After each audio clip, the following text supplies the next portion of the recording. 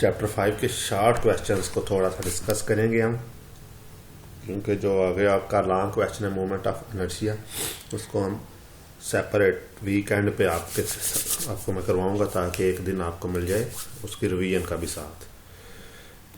Centripetal force का हम long question किया, उसके साथ नेक्स्ट वाला भी लॉन्ग है, लेकिन चलें अभी जुम्मा शॉर्ट डे है तो आज हम शॉर्ट क्वेश्चंस कर लेते हैं, फिर हम आगे उस लॉन्ग की तरफ मूव करेंगे।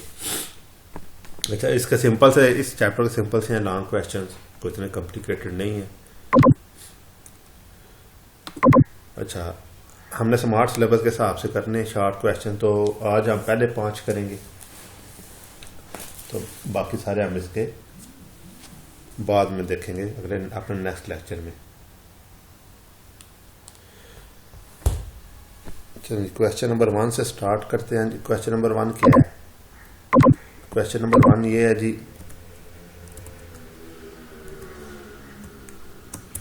मैं सीधा नंबर ही देता हूँ like this.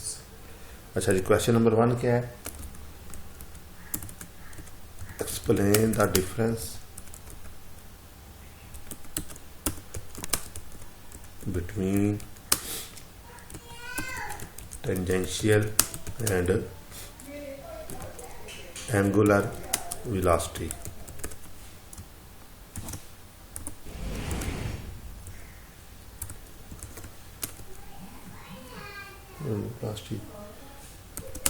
If one of these is given for a wheel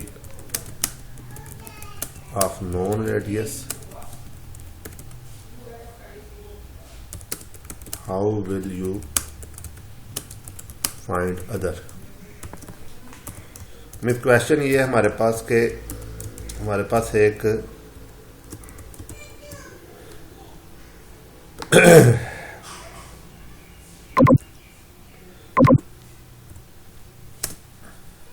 हमने एंगुलर और टेंजेंशियल वेलोसिटी को डिस्क्राइब करना है, ठीक है। डेफिनेशन दोनों की लिखनी है, वो तो आप लोगों को आती होनी, ठीक। उसके बाद हमने बताना कि अगर हमें एक व्हील है जिसकी एक वेलोसिटी गिवन है, चाहे एंगुलर गिवन है चाहे टेंजेंशियल मींस लीनियर, उसमें कंफ्यूज नहीं होना, टेंजेंशियल मींस लीनियर वेलोसिटी, तो हम दूसरी किस तरह फाइंड आउट करेंगे। अच्छा जी, पहले इसका आंसर लिख लें जी। आंसर इसका कुछ इस तरह होगा कि हेडिंग दे लें, हेडिंग क्या, दोनों की डेफिनेशन लिखनी है। Difference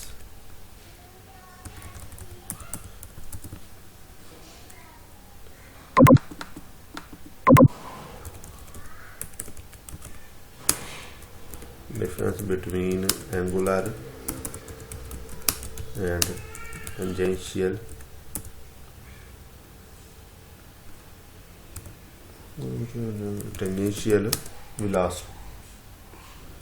velocities। ये आप लोगों ने हेडिंग देनी है, आगे इसका आंसर लिख देना है, मतलब दोनों की डेफिनेशन लिख देनी है, एंगुलर वेलोसिटी की और टेंजेंशियल वेलोसिटी की। अच्छा जी, क्या है जी इनकी डेफिनेशन? पॉइंट्स की फॉर्म में हम लिखेंगे angular velocity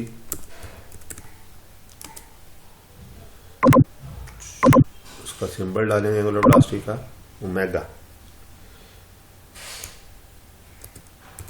is directed along axis of rotation, while tangential velocity is directed along the tangent। Means उसकी डायरेक्शन जो है वो उसके एक्सिस ऑफ रोटेशन के लॉन्ग होती है, और इसकी डायरेक्शन जो है ये टेंजेंशियल वेलोसिटी है तो इसकी डायरेक्शन टेंजेंट के लॉन्ग होगी। मीन्स वही एग्जांपल है हमारे पास, अगर हम बाल को घुमा रहे हैं रस्सी के साथ बांध के, तो उसकी जो वेलोसिटी बन रही है वो एंगुलर वेलोसिटी, और उसकी किसी एक मूवमेंट पे जो वेलोसिटी बन रही है ना, अगर वो उसको कट कर दे रस्सी को तो बाल ऐसे सीधा बैठ जाएगा, उस वेलोसिटी को हम टेंजेंशियल वेलोसिटी कहते हैं। ठीक हो गया जी। दूसरा इनमें मेन फर्क क्या है जी, इनके unit of angular velocity is, क्या यूनिट है इसका जी हमारे पास? Radian per second, radian per second, while unit of linear velocity is metre per second. ठीक हो गया जी। अब आ जाए जी जो पार्ट 2 है। पार्ट 2 क्या है हमारे पास इस क्वेश्चन का कि हम कैसे डिटरमाइन करेंगे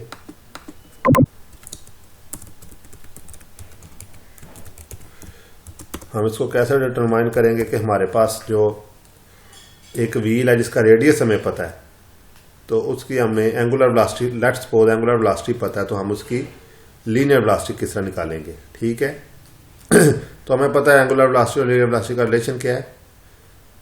एंगुलर और लीनियर वेलोसिटी का आपस में रिलेशन क्या है? v is equal to are omega. So हम लिखेंगे कि we can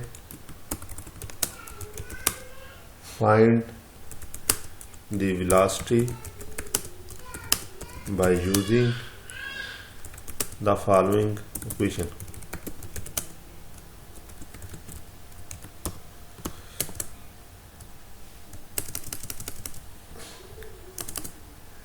v is equal to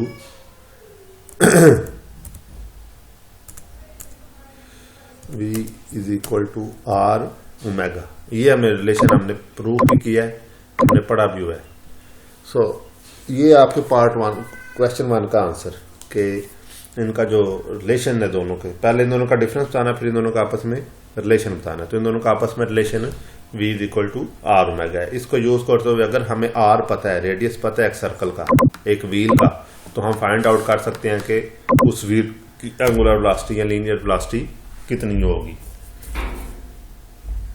अच्छा जी, सेकंड है question 2, explain what is meant bye centripetal force and why it must be furnished to an object if the object is to follow a circular path। ठीक है, मैं इधर लिख देता हूं।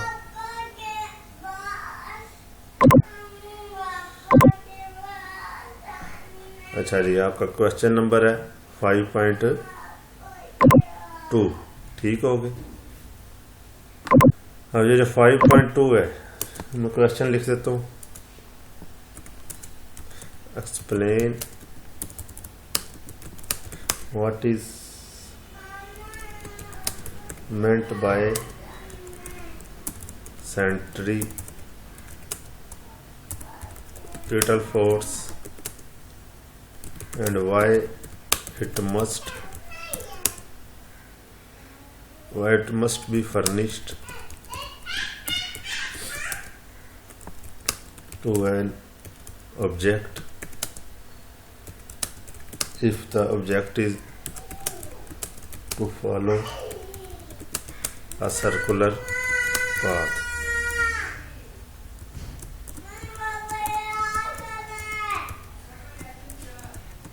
ठीक हो गया जी। क्वेश्चन क्या है जी? क्वेश्चन समझ ले कि सेंट्रीपिटल फोर्स क्या है, मतलब इसको डिफाइन करना है आप लोगों ने, और इसकी डेफिनेशन तो आप लोगों को आती होनी है, हमने अभी रिसेंट टॉपिक में पढ़ा। और सेट आगे इसका क्या बताना कि इसकी जरूरत क्यों है, means why it is important. Definition तो पहले लिखें जी, हेडिंग दे रहे definition.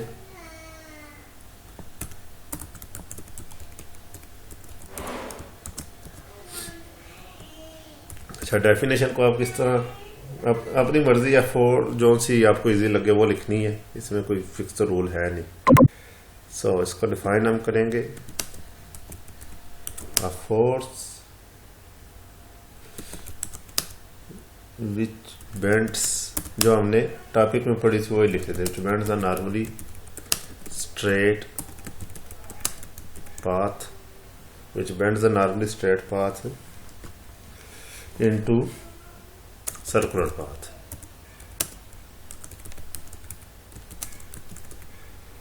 Circular path is called centripetal force। ठीक हो गया जी। आगे इसका आपने फार्मूला लिख देना, सॉरी इधर मैथमेटिकली। अच्छा, मैथमेटिकली ये क्या है जी? F C is equal to M V square over are.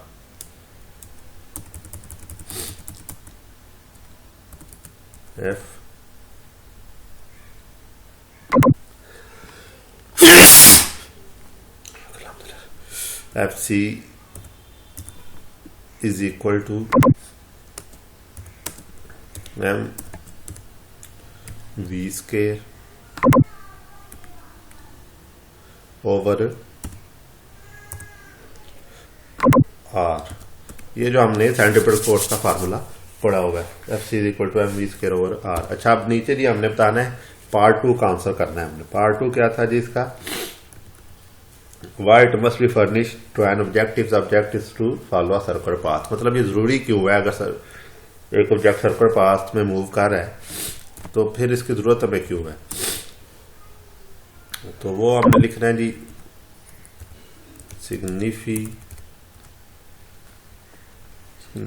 Significance. अच्छा, इसकी सिग्निफिकेंस क्या है जी? कि अगर ऑब्जेक्ट मूव कर रहा है, it is perpendicular to the tangential velocity and directed along the center of the circular path।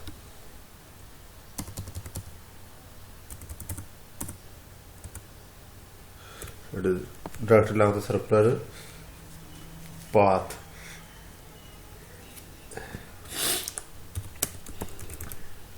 without centripetal force।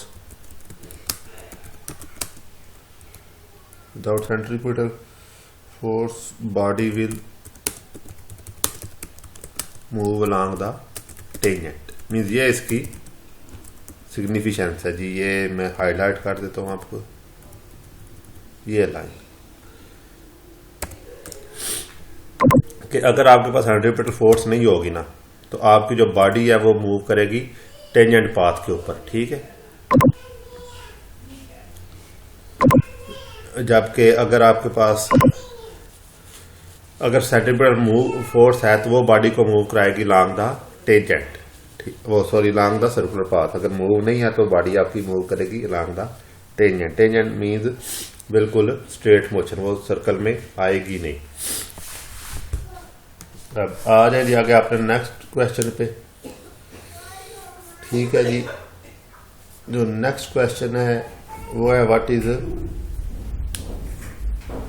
Movement of inertia. तो ये आज हमने टॉपिक करना था, चले पहले इसका शॉर्ट कर लेते हैं, ठीक है, फिर आगे हम इसका लॉन्ग भी देखेंगे। अच्छा जी, इसका शॉर्ट क्या है? What is movement of inertia and explain its significance. इसकी डेफिनेशन ये अभी आपने करनी है, ये टॉपिक हम कल करेंगे।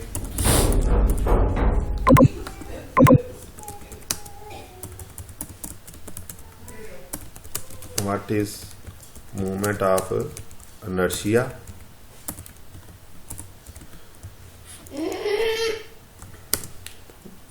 Explain its significance. और ये बड़ा इंपॉर्टेंट शॉर्ट क्वेश्चन है, ठीक है।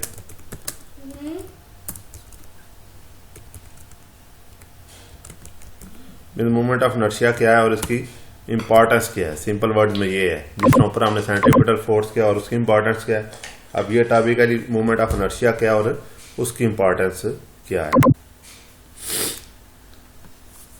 अच्छा, इसकी डेफिनेशन आज ही कर लेते हैं, टॉपिक ही हमने वैसे कल करना था।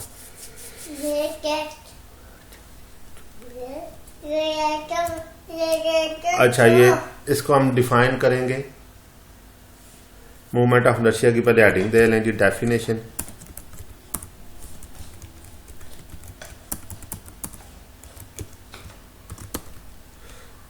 और डेफिनेशन इसकी कुछ इस तरह बनती है कि it is defined as the product of mass of particle and square of its perpendicular distance from axis of rotation. ठीक हो गया। इट इज डिनोटेड बाय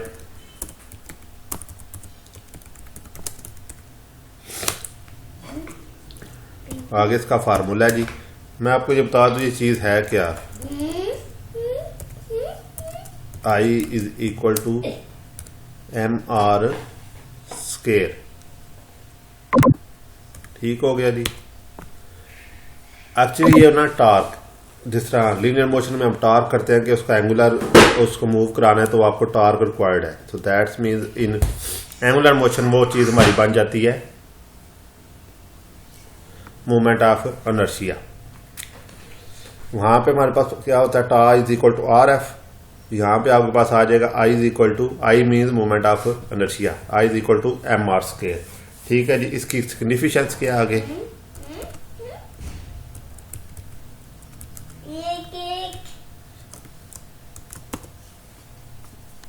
इसकी सिग्निफिकेंस है जी, आगे आप लिख लेंगे ये हमें जरूरी क्यों है।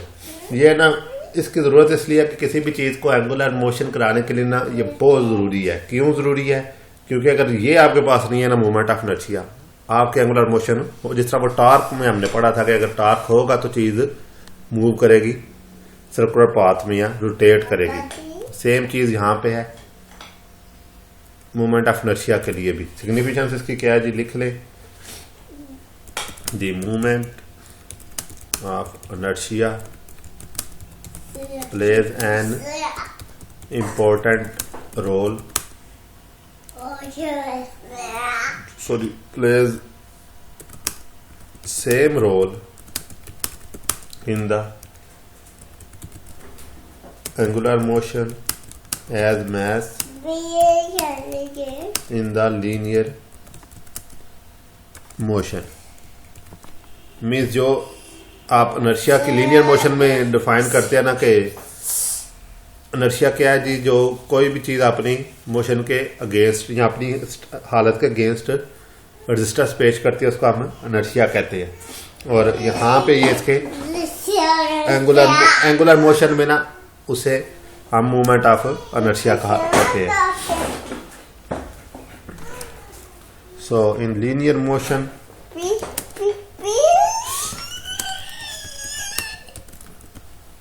linear motion mass measures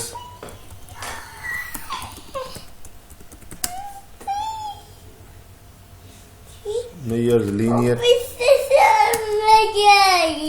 inertia and in angular motion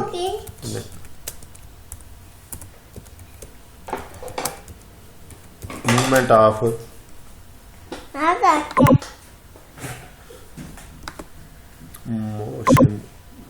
movement of inertia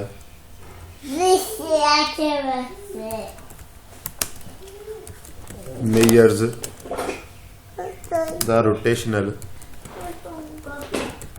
inertia।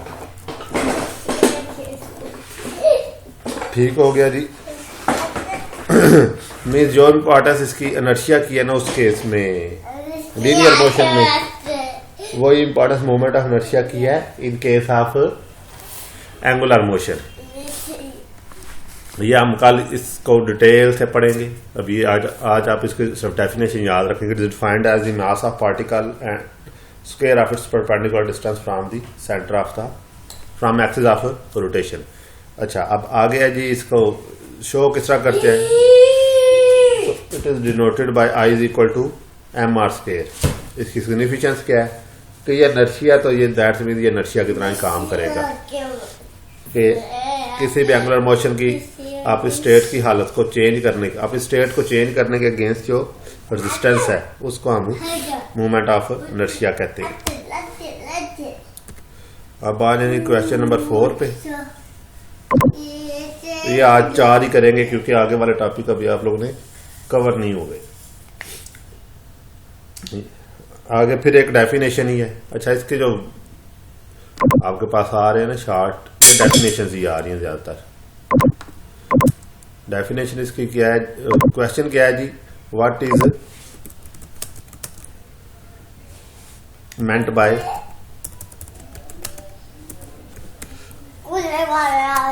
What is meant by angular momentum. ठीक हो गया। आपने डिफाइन करना एंगुलर मोमेंटम क्या है, वही जो लीनियर मोमेंटम होता है ना वही एंगुलर मोमेंटम होता है, बस सर्कल में ले आए उसे।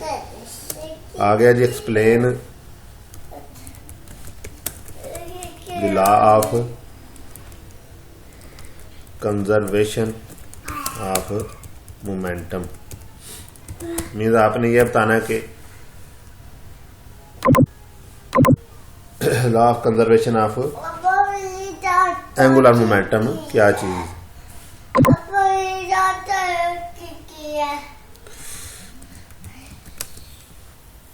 अच्छा, जब इसकी डेफिनेशन है आपने करनी है, पहले हेडिंग दे लें जी, डेफिनेशन।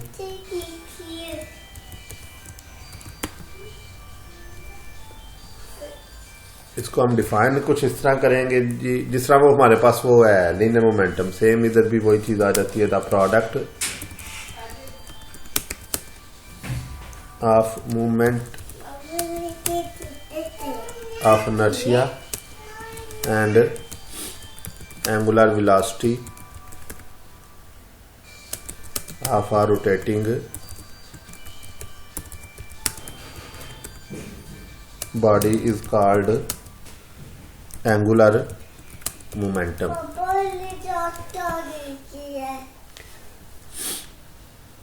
लीनियर मोमेंटम की क्या डेफिनेशन है? The product of mass and linear velocity. यहाँ पे क्या है? द प्रोडक्ट ऑफ मास है हमारा, moment of inertia. The product of moment of inertia and angular velocity of rotating body is called angular momentum. अच्छा जी, ये तो है इसकी डेफिनेशन। आगे इसकी प्रेजेंटेशन क्या? It is denoted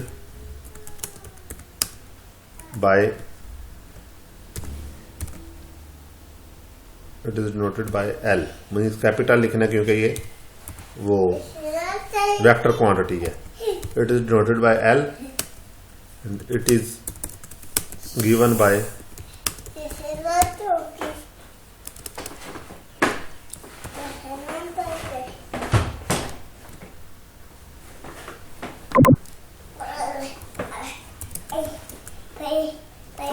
L is equal to R. R हमारे पास क्या है? मोमेंट ऑफ इनर्शिया या radius, sorry, multiply by R है हमारे पास radius, multiply by P. P क्या हमारे पास? Linear momentum. मतलब ये वही रिलेशन चल रहा है, V is equal to are omega, A is equal to R alpha, और momentum is equal to linear momentum is equal to R angular momentum. ठीक हो गया जी, ये हमारे पास इसका फार्मूला आ गया। अब हमने इसको पढ़ना, आगे हमने इसका पढ़ना कि इसका फार्मूला क्या है, सॉरी इसका लॉ ऑफ कंजर्वेशन क्या है, वो हम पहले हेडिंग दे लेंगे।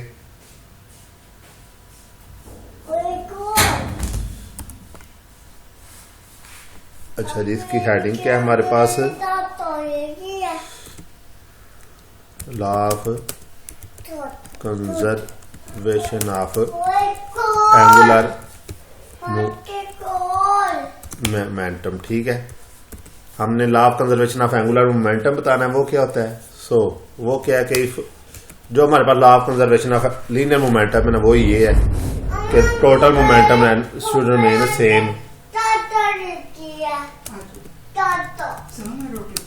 if no external torque acts on system, the total angular momentum of the system remains same। वो जो सेम आपने डेफिनेशन पढ़ी है ना उसमें केस ऑफ लीनियर मोमेंटम में, वो आपने यहाँ पे वही लिखनी है कि अगर एक्सटर्नल फोर्स नहीं है ना तो आपका मोमेंटम सारे का सारा कांस्टेंट रहेगा, या वो चेंज नहीं होगा, या कंजर्व्ड रहेगा। मैथमेटिकली हम इसको क्या कहते हैं जी? मैथमेटिकली मीन्स जो टोटल है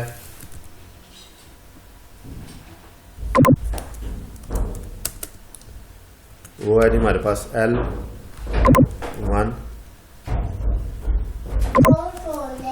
plus L2 plus up to LN, mean जितने भी हमारे पास होंगे ना,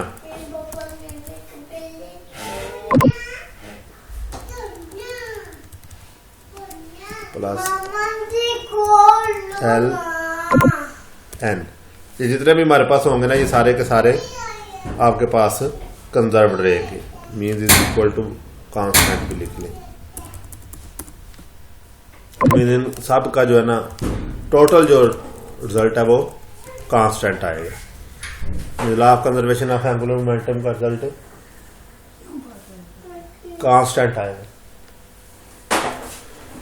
सो आज हमने ये 4 शॉर्ट क्वेश्चन करने हैं, बाकी इंशाल्लाह कल लॉन्ग क्वेश्चन स्टार्ट करेंगे मोमेंट ऑफ इनर्शिया वाला। अभी तक के लिए इतना ही। इन 4 शॉर्ट क्वेश्चन में भी क्वेश्चन हुआ तो पूछ लीजिएगा। Thank you.